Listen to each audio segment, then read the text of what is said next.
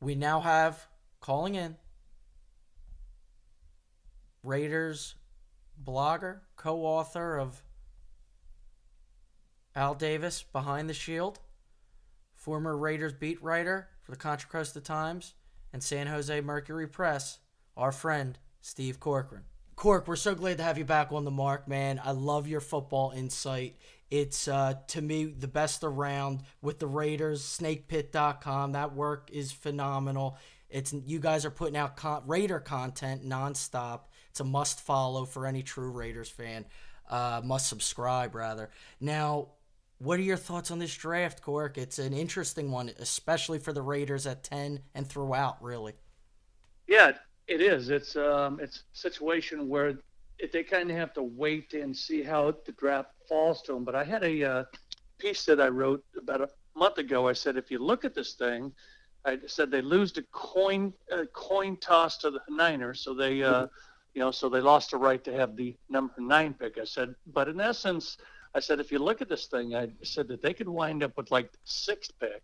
And you say, well, how is that? Well, because the Raiders happen to have a quarterback who they like, and he's a franchise type guy. And so if 3 or 4 quarterbacks get picked in the top 9, well, then that's the same as if the Raiders pick 6 or 7. So so it almost guarantees that they're going to get their hands on a really good player.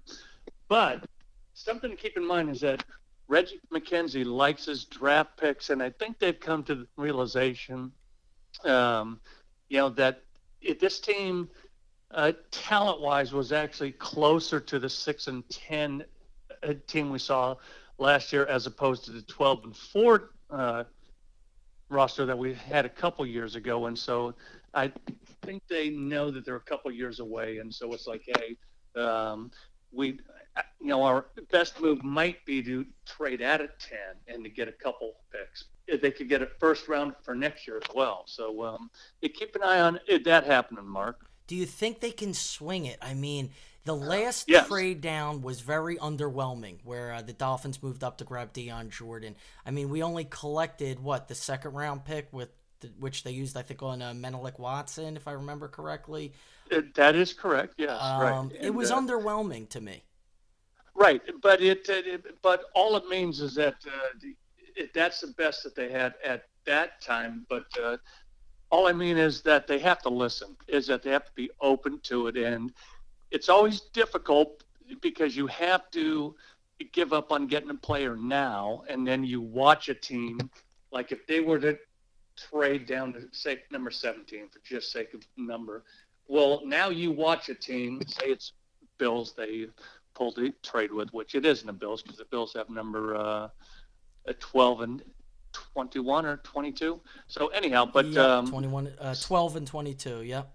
Yeah. So then what happens is that you watch a guy like Roquan Smith go with, and you say, "Darn, man, it would have been nice to have him." But you have to have patience to say, "Look, it's as nice as it would have been to have a guy like that you need more than one guy." And I think that's where the Raiders are at. And as evidence, just look at the roster turnover they've had since Gruden came aboard. So that's him saying that I didn't like the roster that I inherited. And so I think this is the next phase of a lot of turnover. And if you think about it, if the Raiders were to hit on all 11 of their picks, that's 20% of the roster that we know right now on the 23rd of April that will be gone of the 53 man. So it's so I think this team's in the is that this isn't the year, and I think they're aware of that. So they will have phone line open, and if anyone wants to call and offer them bounty, I think they're going to have to jump at that. Interesting, Cork. I have a little bit higher expectations this year, but we could get into that in a little bit. One of the trade scenarios I'm looking at that kind of makes sense to me. There's been reports the Cardinals really like Baker Mayfield. There's been reports the Dolphins and Bills like him as well. The Cardinals are at 15. The Dolphins and Bills are right after the Raiders at 11 and 12. Redskins have reported interest as well. Those are 4 teams right there really three that could be looking to get in front of the Dolphins to take a quarterback. Right. Mm-hmm. So, when you really break it down, I guess there will be opportunities. I just hope it's a nice offer. Well, this is the thing. So if you're sitting there at number 10 and 3 quarterbacks have gone in first 9, now you say that if you get an offer, then you say, look, there's 5 guys here that we like, that we would be happy with at number 10. Now, if you drop 14, you go, we're going to get one of those. We're not going to have our pick of those guys, but we're going to get one of them, and we're going to get whatever else that we're able to get for moving back 14, 15, whatever. So that's why I say that if you can still get a guy that you would have been happy with at number 10, and you get him at number 14, 15, 18. That is the other thing here is that some guy today, I think it was Evan Silva, had out a pretty good mock draft, and he was all over the map, but I liked it. Is that he had a lot of guys falling that I was stunned that it's first time I'd seen, and he's pretty good. And I'm trying. Oh, he had Roquan drop to the Chargers, number 17. Interesting. Imagine that. And yeah. Right, and that's by far the farthest I've seen him fall. So he had a couple things like that happen. So the point is that if you get a couple teams that pick guys that the Raiders do not have in their top 8 to 10, if they get a couple of those guys to go in the top 7 or 8, now it makes it easier to trade down because now there's a bigger pool of guys that you liked who should be there. So, I mean, it's kind of one of those things, as I said, if they have to watch this thing and they have to be ready to adapt and say, whoa, this thing is shaking out. Oh, the other guy that I was looking at, Mark, that I was shocked that Evan had, he had Bradley Chubb somewhere in the teams. Wow. Who some have said they feel like is the best player in the draft. Exactly. And I don't, but I don't either. I don't either. And so we can get to that. I mean, I've got my list that, if I were the Raiders, the guys I would like to see, and I've broken down all of the top guys now and feel pretty confident. But Chubb is a guy that I don't have a good feel for. I don't feel great about him. He's the kind of player, Mark, that I wouldn't mind having, but I also wouldn't mind if another team picked him ahead of me. Yeah. So I didn't have to make that decision because I'm just not that confident in him. Right. I think for the Raiders, the absolute dream scenario is Saquon Barkley. I think yes. he would be the Charlie Garner, Cadillac Williams, Michael Pittman on steroids kind of role. Because he's so much more talented than all 3 of those guys. Yes. And it could happen. It could happen.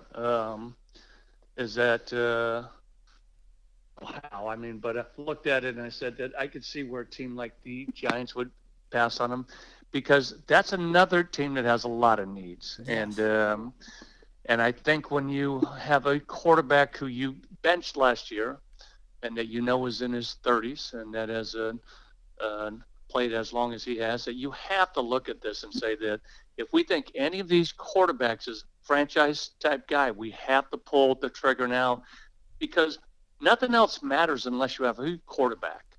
So you have to take the quarterback over running back every single time. Totally. So that's why I think that the Giants have got to take a quarterback. If they think that any of these guys, Allen, Baker Mayfield, Rosen, or Darnold, if any of those guys, if they think that that player has the ability to be a franchise guy, you have to take him over Barkley, as hard as it would be. Yeah. And so if you get a couple of those things to happen, then I can see where Barkley could fall. But is there any way the Niners would pass on Barkley? Not unless there's a player who I think the Reuben Foster thing is a wild card here because John Lynch came out today and said that if they found out that Lynch or not Lynch, if find out Reuben Foster head of woman that he's gone. Yes. So now they might have to go for a linebacker. Now you're looking at Roquan or Tremaine Edmonds, and so that could be another thing. That could change things. But Barkley, I think the only reason that he'd be in play for the Niners at 9 is because they let Carlos Hyde go. Right. Is that if they don't have a lead back. So so I could see them pouncing on him. Yes. So, that's why this whole process is obviously fascinating. So if you had to call it right now for the mock draft purposes, where do you see the Raiders going at 10? Now, my wish list, if I were Raiders, the guy I would like to see fall is Quentin Nelson. Okay. That I think he's clearly the number one. And I don't say that lightly, and it's a guard also. But if you watch tape on that guy, he is phenomenal. Major road grader. And he is a Raider. Oh, yeah.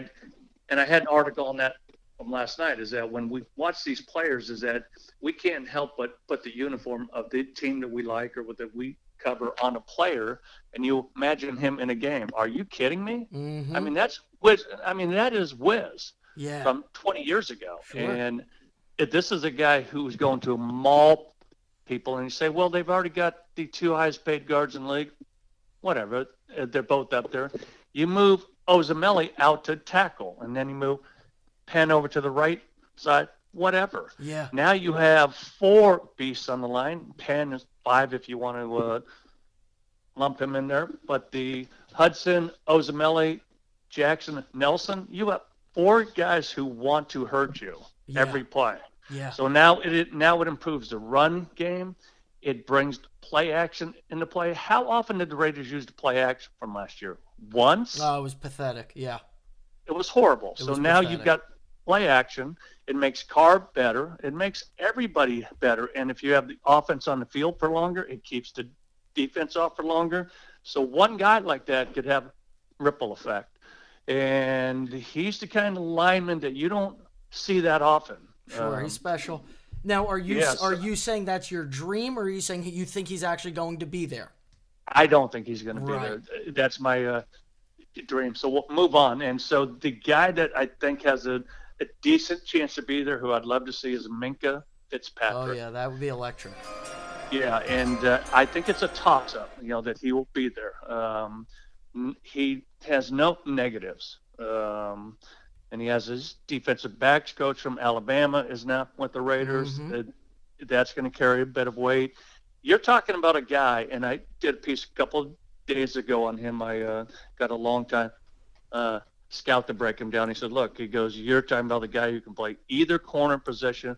He can play nickel and slot, both safety spots, whatever you want. Yeah. And we know the Raiders loaded up in free agency, specifically in that secondary, from safeties to corners. Even today, or Monday rather, they brought in Darryl Worley from the Eagles, who graded out nicely on Pro Football Focus with his time with the Panthers. Panthers defensive line coach Mike Trgovic is with the Raiders now, so I'm sure he signed off on Worley in terms of character and ability.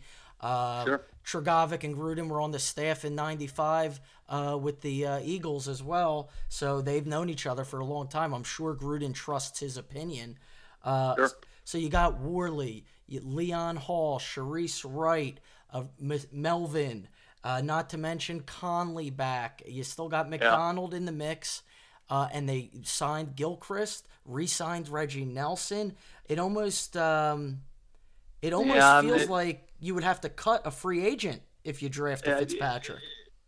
But with the group that you're with, that you rattled off, I could do that with these. The only guy that moves the needle there for me is Melvin. Yeah. And now I'm not talking about Conley, because he's a guy that first-round pick from last year. Let's assume that he's healthy. Then you have Melvin and him, Conley as the starters, and I'll take that over Sean. Yeah. And Smith and Emerson and all that. And now you add Minkah. Now you've got 3 guys. And Melvin can play in he can play the slot as well. So now you've got versatility.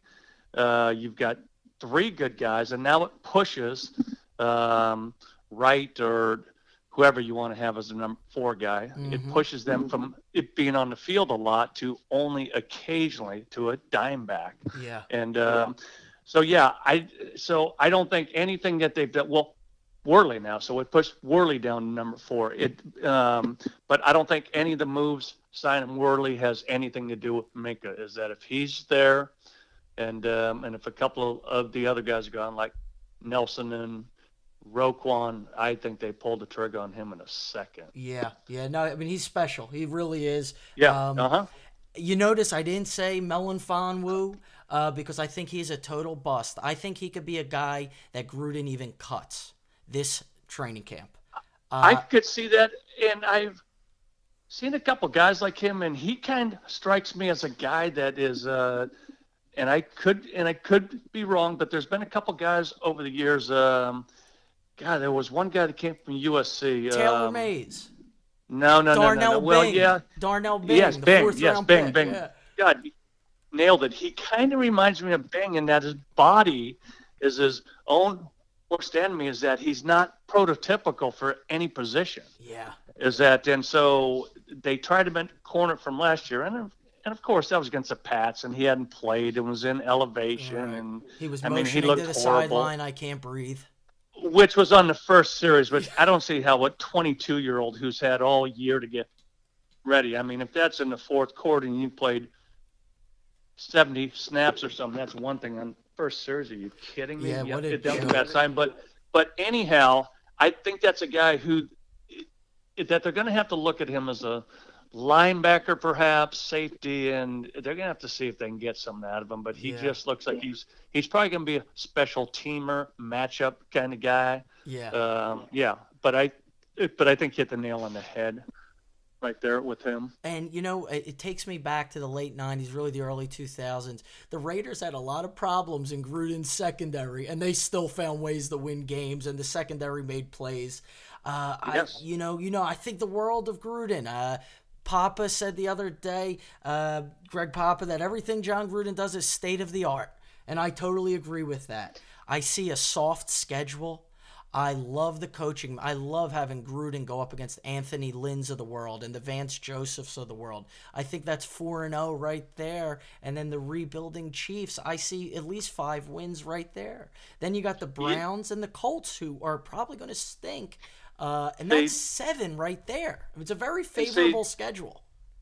We think alike, and I had a piece on this a couple months ago when I came on and said, hey, look, I said it's obvious that the Chiefs have won the AFC West the past couple of years and that they've been pretty dominant and all that. I said, but if you were to ask me right now, I said the Raiders are the favorite in the AFC West. It's like, how can you make such a statement? Easy. Because it begins is that where I begin to look is quarterback and head coach. Yes. And you give me Gruden and Carr over whoever else you have. Phillip Rivers, he's done. Yep. And Anthony Lynn, we already talked about that. Move on. Mm-hmm. Reed is good, but now you've got a second-year quarterback, Mahomes, that's played 1 game. Yeah, I mean, he's promising, but we don't know anything about him. Give me Carr, who has played in 62 games, okay? Yes.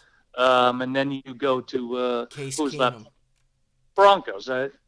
Keenum helps them. They've moved on from Brock Osweiler and Paxton Lynch and Trevor Simeon. And so he's an upgrade, but he's Case Keenum, okay? Yeah.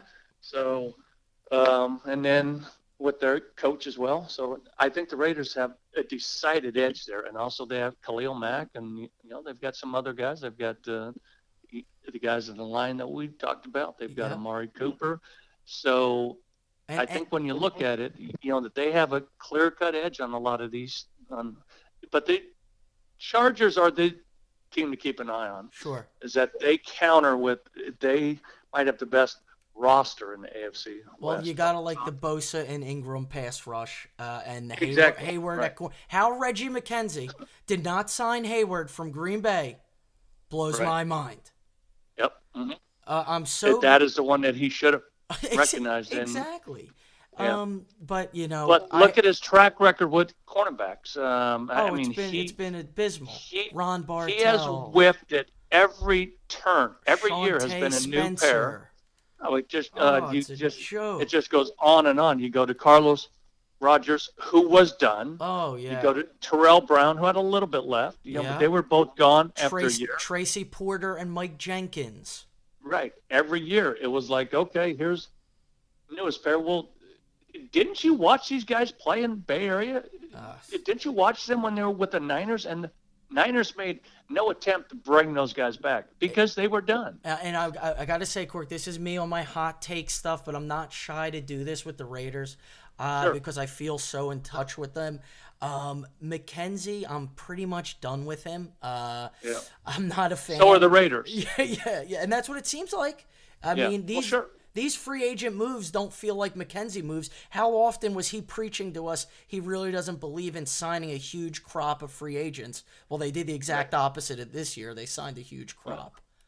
Well, imagine sitting in the office and you're him, and as soon as free agency hit, day after day, your players are getting axed. Gruden bringing in new guys. He's up to about 20 guys, free agents, and letting a lot of free agents walk. Talent condo and all that. But if you look at it, and I had a piece on this also, I said he's now been here for 6 years, which I'm Reggie. Every single player that he inherited is gone. So he has turned over the entire roster. Not a single player's here. Right. So now what is the excuse?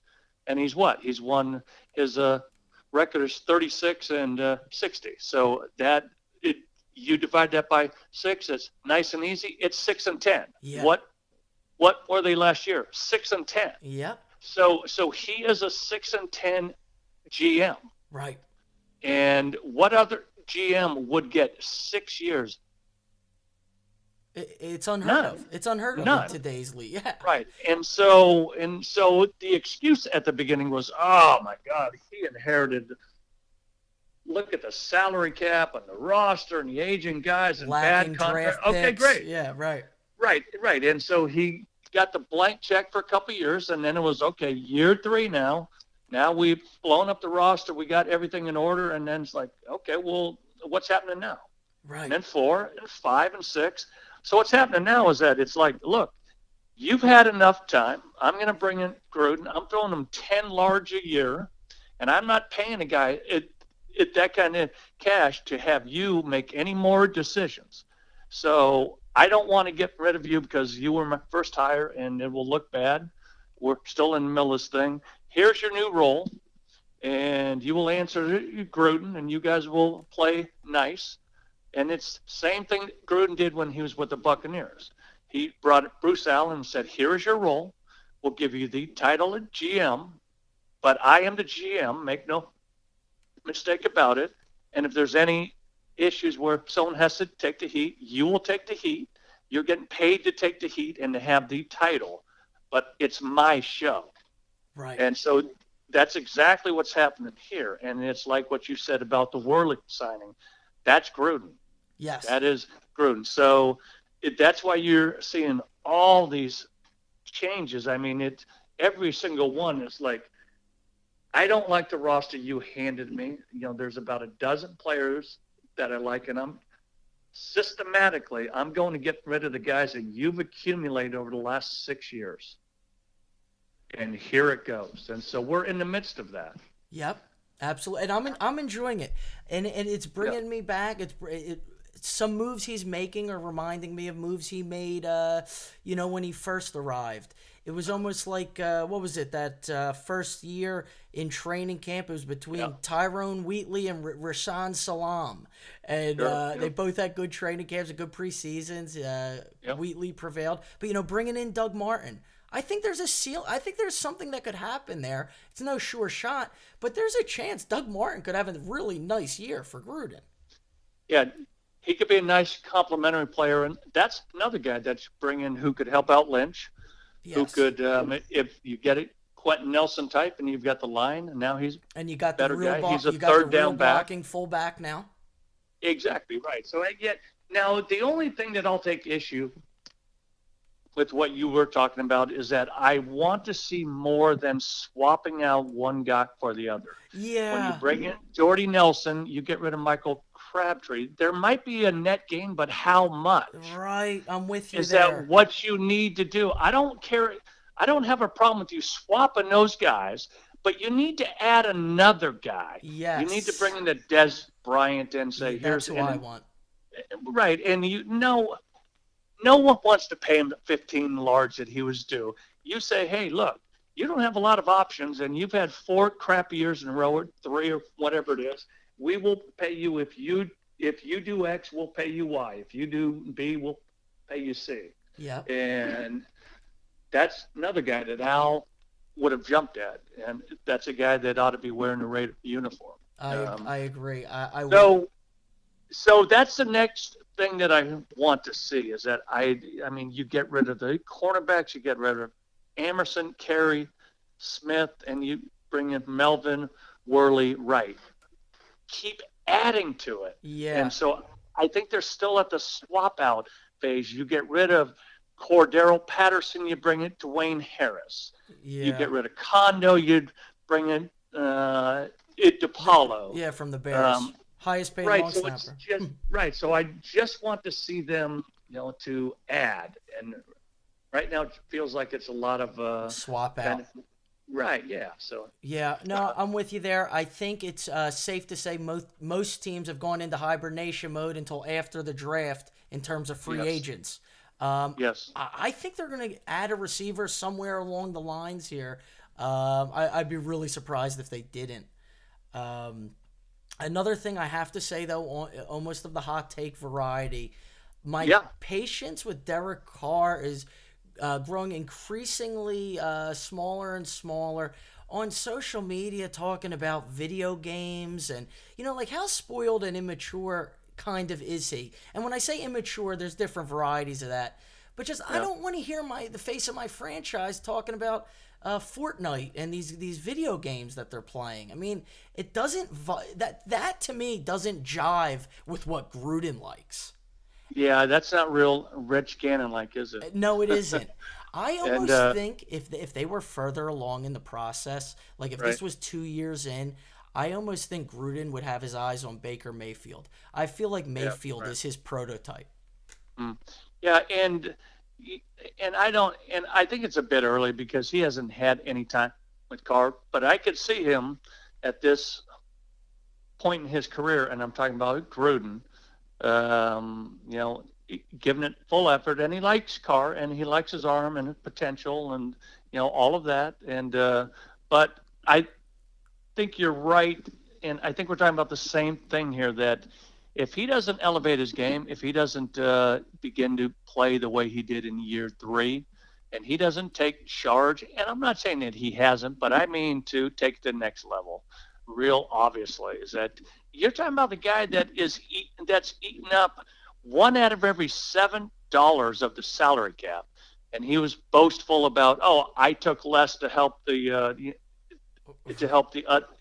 other guys. No, you didn't. Yeah, that was so fraudulent. You're getting $25 million a year, and you were the highest paid player in the league when they didn't have to give you a deal at that time. Okay, all of the other guys are going to get the money. So your job, your agent's job, was to get your money. You got your money. Now you have to play like the highest paid player in the league. He isn't now, but was at the time. Now he's down 5 or 6 or whatever. But still, is that you are getting paid elite player money. You did not play anything near that last year, and we've talked about that. I mean, the guy that I would point to now is Wentz. Yes. Is that, to me, in this game, when you're getting paid what Carr is, and if you want to look at the elite quarterbacks and just watch any game, is that you will see the best quarterbacks are aware that there's 2, 3, 5 times in the game where they are going to get just flat out whacked. Mm-hmm. But yet they know, that they have to sacrifice that because it's a big down, it's a big play, it's a crucial moment in the game, and and it's a play that they have to have. It could alter the game. I don't see Carr taking those hits, and I'm not saying he's soft or that he can't handle the hits. I'm just saying that I don't see him stepping up and knowing he's getting whacked and letting it rip, and then he never even sees. He makes a lot of business decisions, and he always references how his older brother was sacked all the time and hit all the time. And that could come into play. Yeah. I don't want to accuse him. That's up to him to say, but I'm just saying to watch the film. And you send me a GIF or whatever they call it now of a play and I'm not talking about one play because we can always find one play, but you show me, you put on Carson Wentz, and he will take several hits a game. He'll run over some guys. He knows when to run. He tucks the ball down, and he knows it's 3rd and 3, and he's going to get you the 4 yards, and he's going to keep the chain moving like what Gannon did. Yep. Gannon was the same way. He didn't like to get hit, but he would take a hit, and he would. The great ones do. And Gruden told Carr, "I want to see you use your feet more. Get the the 3rd down conversion with your feet. Extend the play with your feet." I don't know if Carr is going to be adherent to that. No, I think he'll be okay with that. But again, I want to see that in face of the rush that you see coming. And I'm not talking about the blind side hit because you don't have any say in that. Right. I'm talking about the one that that you see it's coming. Yeah. And it's 3rd and 8, and you've got a guy that's cutting across middle, and you have to step into it, and you know that it's going to hurt. And the linebacker's coming through untouched. Exactly, right. And it's a big play in the game. I just don't see him making that play. Yeah, I don't either. Yeah, and that's what I think Gruden's going to push him on that. That'll be part of the next level. It's like, look, I need a little more Kirk Cousins in you. I need some Carson Wentz again, and John Elway. Even Stafford stands in there. He hangs in there. I mean, that's a guy with baseball pedigree. And he's on turf. Yes. And he's falling on turf, right? Yeah. And but now, think about though, if you looked at it, and there's a bunch of articles from last year. Carr was getting rid of the ball on average like 2.1 seconds. Yeah, it was actually strange to watch. Yeah, right. And it was almost like, and it's just like, I mean, he just was not going to get hit. He just was not going to let the play unfold. And it was just like, so I don't know. Yeah. So I would like, I'd like to see more of that out of him. And I think that that's what they need is that if you got play action and that thing's going to take a couple seconds and you've got the guy running the post, you're going to stand in there and you might get whacked by Bosa or Ingram or whoever. Right, so. No doubt. Now, Cork, you're in the loop big time. We got your pick down as Minkah Fitzpatrick. Are you hearing any other names from your sources that are being floated around that are names to keep an eye on? Yes, the one that I got told about a week ago is that Gruden likes Mike McGlinchey. Philadelphia kid. The tackle, yeah. Notre Dame also, which Gruden has ties to Notre Dame. And but the weird thing about him is that it's almost a little too high to take him. Is that's a guy that you can probably get maybe 12, 14, 17. Yeah. So he could be the classic guy where they trade out and say, look, we get our left tackle. We can move we play him on the right side first year. We can kick out Penn after this year, and then we can move him to the left side. Then we can worry about that. And then you get bookends, and you could get an extra pick or two. So no, I would like that pick. I would like that pick a lot. A funny name, a wild card name that I heard here that intrigued me. Of course, we remember Willie Shaw was Gruden's defensive coordinator. His son, David's the head coach of Stanford. Their defensive tackle, Harrison Phillips, is a name I've heard connected to the Raiders. I mean, there's a Gruden connection there. 10 is definitely too early for Harrison Phillips. But, I mean, that could be another trade-down candidate kind of guy. In round 1, are you talking? People have said end of round 1. He's a name. Second-round projection, though. Well, this is the one that I've heard, and that it's and now it's getting really weird. Mike Mayock came out today, and he said that Maurice Hurst. He said he wouldn't be He said there's a possibility that he could last till the third day of the draft. Yep. Now, imagine that. And but I'd heard that the Raiders would, that they have interest in him, and if he falls to them at number 41. And the other name that was linked is Arden Key, the guy from LSU, who was kind of a boom bust type player. Mm-hmm. So those are two. But imagine if Hurst did fall, if he fell to round 4, and if Raiders were the team that pounced on him. You're talking about a guy that a lot of people had going in the top 12 picks, possibly. I think it's picks like that can put teams over the top. Exactly. When the Cowboys took Lyle Collins, and what was that, the 5th or 6th round? Yep. 7th round, actually. The Mm-hmm. Raiders took Anthony Morris in that same round, 3 picks before. The kid didn't even make the team. I mean, we could have had Lyle Collins on a rookie contract right now, not Kelechi Osemele. Motivated. Yes. Right. Major chip on his shoulder. Yes. Cork, it's going to be fun. It's going to be interesting. Thank you so much for joining us on the show, man. I really appreciate it. My pleasure. And if you want to chat in the middle of it after they make the first pick or second day or when it's all over, you give me a holler. Yes. We'll rock here. Yes, no question about it, Cork. I will certainly be in touch. Thank you so much, man. Go Raiders. You got it. Well, thanks for having me on, Marc. You got it.